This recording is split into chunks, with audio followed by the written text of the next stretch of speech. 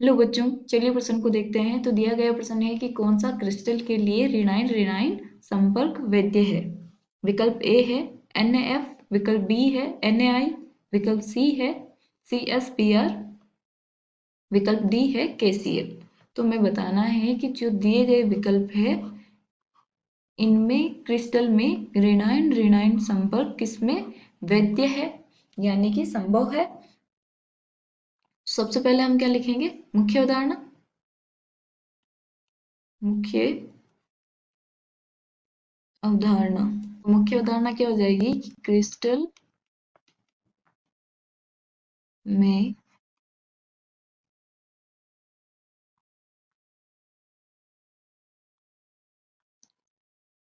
समान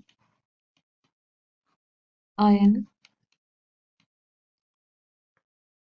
के बीच संपर्क। तो हमें पता होना चाहिए कि जो क्रिस्टल है वो कैसा क्रिस्टल हो कि उनके बीच समान आयनों के बीच संपर्क हो। जैसे कि हमें पूछा गया है कि ऋणायन ऋणायन के बीच संपर्क वैध है या नहीं है, यानी कि वो संपर्क में होंगे या नहीं होंगे। तो होंगे तो कौन से वाले क्रिस्टल होंगे और कौन से नहीं होंगे। तो चलिए हम देखते हैं। तो ऋणायन ऋणायन संपर्क के लिए क्या होना जरूरी है, ऋणायन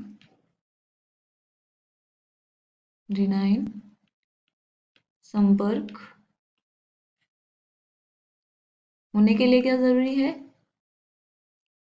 कि जो हमारा ऋणायन है उसके जो आकार है वो क्या होना चाहिए, धनायन के आकार से बड़ा होना चाहिए। तो ऋणायन का आकार ज्यादा होना चाहिए धनायन के आकार से।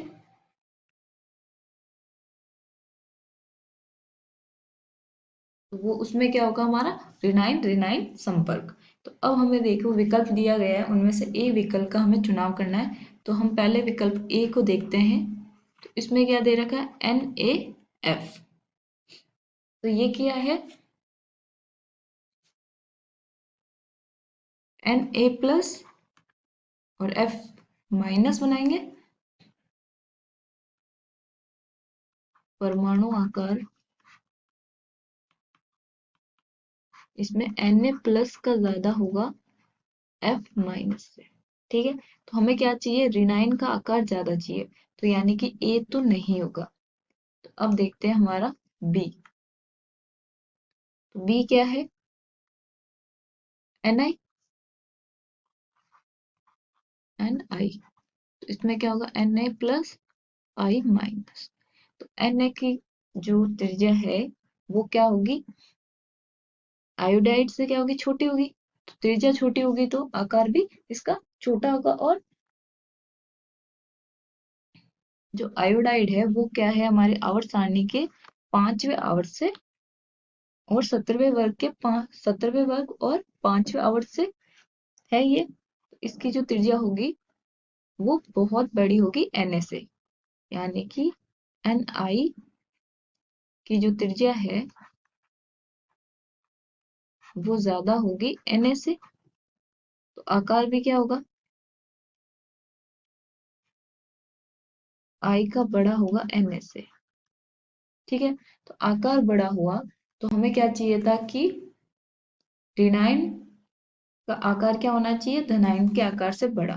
तो यहाँ देखिए हमारा जो ऋणायन है उसका आकार धनायन से बड़ा है। तो इसमें क्या होगा, हमारा ऋणायन ऋणायन संपर्क वैलिड है, यानी कि वैध है। अब इसमें तीसरा देख लीजिए। तीसरा क्या है, CsBr। इसमें हमारा जो Cs है वो क्या है, वर्ग एक के जो आवर्त सारणी है हमारी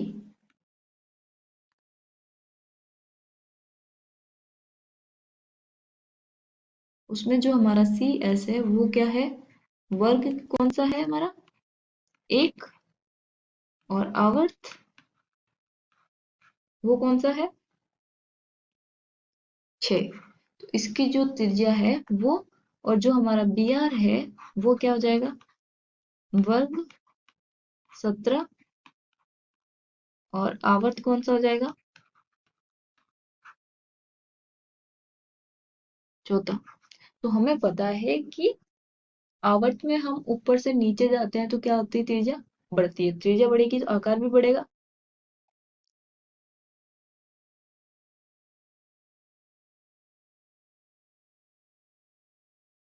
इसका मतलब क्या है कि जो हमारे सी एस है प्लस बनेगा, वो उसकी त्रिज्या बड़ी है तो आकार भी बड़ा होगा। बी आर माइनस से आकार, तो धनायन का आकार बड़ा है तो यानी कि यहाँ पे क्या होगा? धनायन धनायन संपर्क होगा, ना कि ऋणायन ऋणायन। तो चौथा कौन सा है? के सी एल। चौथा के सी एल। तो यहाँ क्या बनेगा? के प्लस सी एल माइनस। ये दोनों क्या है? इन दोनों की त्रिज्या में जो हमारी जिसका आकार बड़ा होगा वो किसका होगा? के का। क्यों? क्योंकि आवर्त के का कौन सा है? चौथा। और सी एल का कौन सा है? तीसरा। तो ऊपर से नीचे आने पे क्या होगी? परमाणु त्रिज्या बढ़ेगी तो आकार भी क्या होगा? बढ़ेगा। तो जो के प्लस है वो ज्यादा होगा सी एल माइनस से आकार। ठीक है, तो इसमें क्या होगा? धनायन धनायन संपर्क होगा, ऋणायन ऋणायन नहीं होगा। तो हमें सही विकल्प का चुनाव करना है। तो सही विकल्प हमारा कौन सा है? एन ए आई। तो इसमें देखिए विकल्प बी जो दिया गया है वो क्या है? हमारा सही उत्तर है। आशा करती हूँ आपको समझ में आया होगा। धन्यवाद।